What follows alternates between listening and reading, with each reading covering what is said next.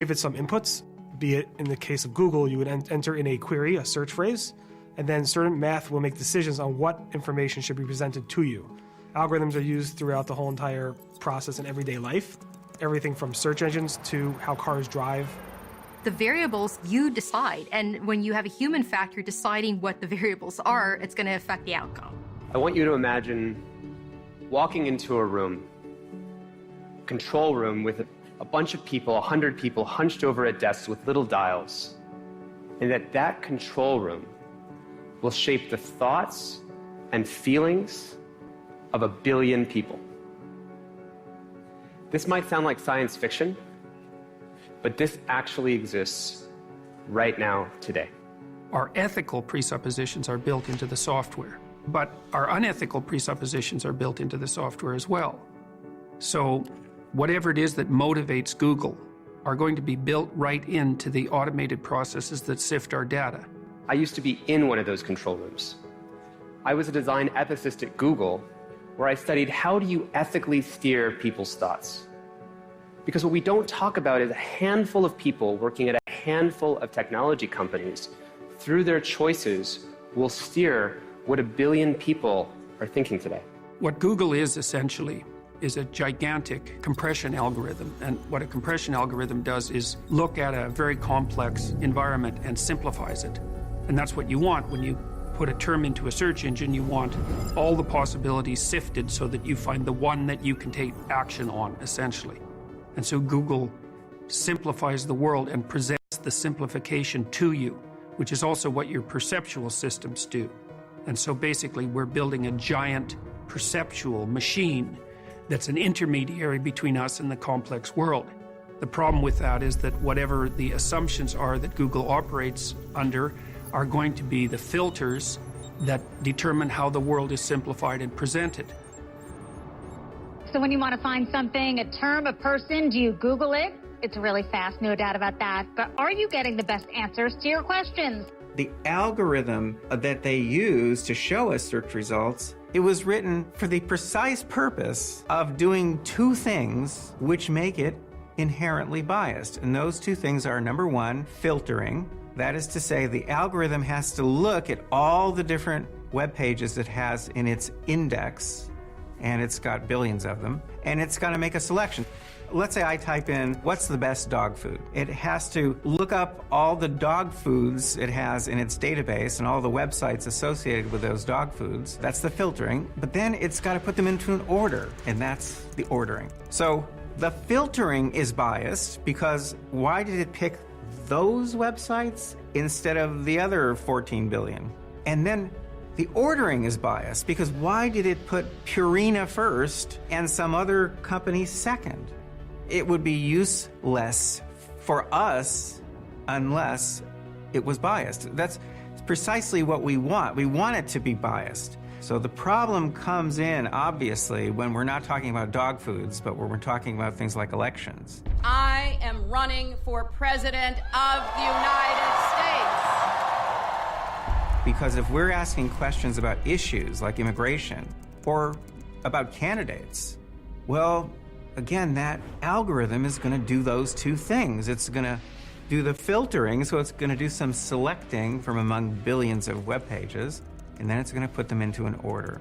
It will always favor one dog food over another, one online music service over another, one comparative shopping service over another, and one candidate over another.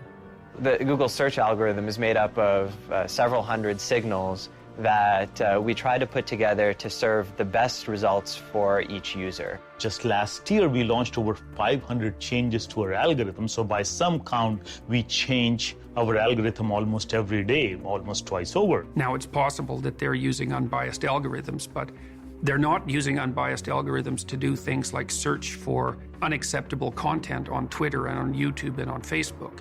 Those aren't unbiased at all. They're built specifically to filter out whatever's bad. What happens is the best technical people with the biggest computers, with the best bandwidth to those computers, become more empowered than the others. And a great example of that is a company like Google, which for the most part is just scraping the same internet and the same data any of us can access, and yet is able to build this huge business of directing what links we see in front of us, which is an incredible influence on the world by having the bigger computers, the better scientists, and more access. As a digital platform, we feel like we are on the cutting edge of the issues which society is grappling with at any given time. Where do you draw the line of freedom of speech and so on?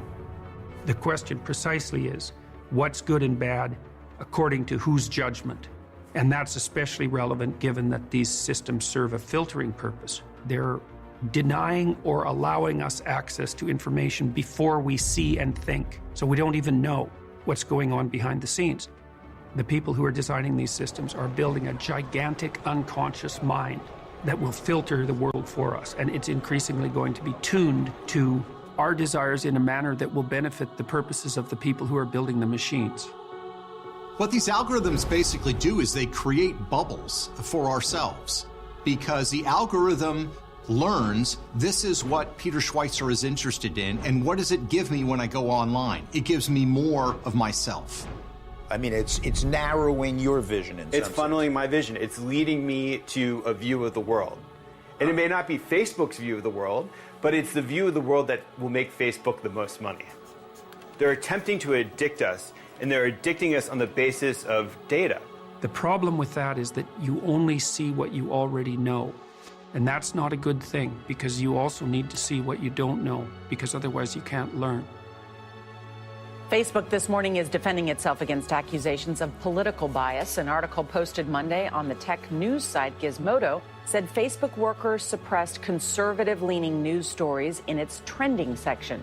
And it creates a terrible dynamic when it comes to the consumption of information and news, because it leads us to only see the world in a very, very small and narrow way.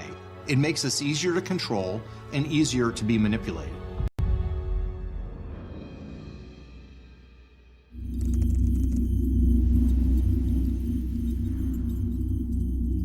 I think what's so troubling about Google and Facebook is you don't know what you don't know.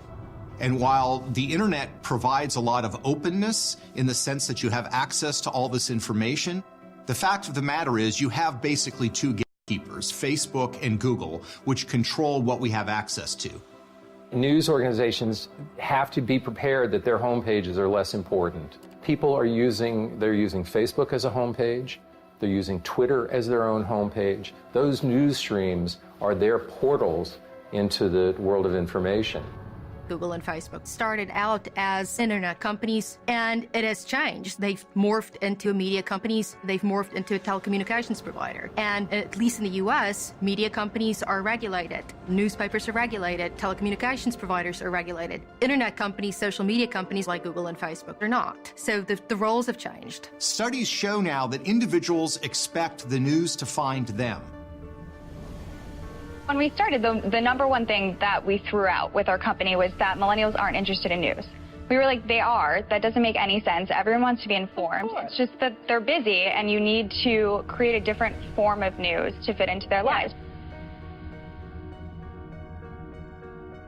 There's so much active misinformation, and it's packaged very well, and it looks the same when you see it on a Facebook page. We can lose so much of what we've gained in terms of the kind of democratic freedoms and market-based economies and prosperity that we've come to take for granted.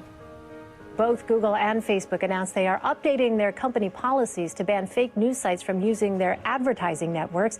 Both tech giants have come under scrutiny in recent weeks for presenting fake news during the presidential election. Well, fake news is not even really a description of anything anymore. It's a weapon. It gets tossed around. If there's a real news story that somebody doesn't like, they just dismiss it as fake news. It's kind of a way of trying to get it to go away. And it's being misused. It's being used as a way to dismiss actual factual evidence that something has happened.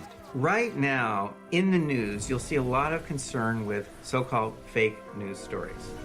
There are three reasons why we should not worry about fake news stories. fake news is competitive. You can place your fake news stories about me, and I can place my fake news stories about you. It's completely competitive. There have always been fake news stories. There have always been fake TV commercials and fake billboards. That has always existed and always will. Second is that you can see them. They're visible. You can actually see them with your eyeballs. Because you can see them, that means you can weigh in on them. You also know that there's a human element because usually there's a name of an author on the fake news stories. You can decide just to ignore them. Generally speaking, most news stories, like most advertisements, are not actually read by anyone. So you put them in front of someone's eyeballs and people just kind of skip right over them. The third reason why fake news stories are not really an issue is because of something called confirmation bias. We pay attention to and actually believe things if they support what we already believe. So if you see a fake news story that says Hillary Clinton is the devil, but you love Hillary Clinton, you're not going to buy it. You're going to say that's ridiculous. On the other hand, if you happen to think Hillary Clinton is the devil, you're going to go, yes, I knew that. So you don't really change people's opinions with fake news stories. You don't. You support beliefs that people already have. The real problem is these new forms of influence that, number one, are not competitive, number two, people can't see, and number three, are not subject to confirmation bias. If you can't see something, confirmation bias can't kick in. So we're in a world right now in which our opinions, beliefs, attitudes, voting preferences, purchases are all being pushed one way or another every single day by forces that we cannot see. The real problem of manipulation of news and information is secret. It's what Google and Facebook are doing on a regular basis by suppressing stories, by steering us towards other stories rather than the stories we're actually seeking. That's the real manipulation that's going on. Fake news is the shiny object they want us to chase that really isn't relevant to the problems we're facing today. We use Google so extensively. The average person does, multiple queries per day, and some more than others. And over time, you don't realize that it's impacting you. And we already know that people are not necessarily fact-checking on their own. They rely on media companies, they rely on mainstream media, they rely on companies like Google to give them answers about the world, without necessarily looking at, is that true? Facebook has become the number one source of news for Americans. Well, gee, what if they were biasing the news feed toward one cause or another, one candidate or another? Would we have any way of knowing that? Of course not. And we don't know what Facebook's aims are. In fact, Facebook doesn't know what its aims are because it's going to be the sum total of all the people who are working on these algorithms. A whistleblower, someone who used to work for Facebook, came forward last year and said, I was one of the news curators at Facebook. A bunch of us used to sit around every day and we used to remove stories from the news feed that were too conservative, and now and then we'd inject a story that we just thought was really cool. Facebook founder Mark Zuckerberg says he's committed to giving everyone a voice. He's responding to an allegation that Facebook edits conservative views out of its trending topics. They can suppress certain types of results based on what they think you should be seeing, based on what your followers are presenting. Now a new report claims that according to a former Facebook employee, the social media mega company sometimes ignores what is actually trending among its billion users if the story originated from a conservative news source, or if it's a topic causing buzz among conservatives. Facebook constantly manipulates their users. They do it by the things that they insert into the news feeds. They do it by the types of posts they allow their users to see. And the fact that they actually decided to do psychological experiments on their users is something that I think a lot of people need to really fully understand. And they were doing it based upon the fact that different things that people posted, they wanted to see how other people would react to it. On the Health Watch, what your Facebook friends post can have a direct effect on your mood. New research shows the more negative posts you see, the more negative you could become. So if, for example, let's say somebody wanted to post something that was on the news feed that was of a very negative story, they wanted to see how their users would react via their likes, via their statements, via their posts, and they would show people who already had a predilection to maybe having some depression or maybe having some other issues in their lives, and they can figure that out based upon your likes, based upon your connection.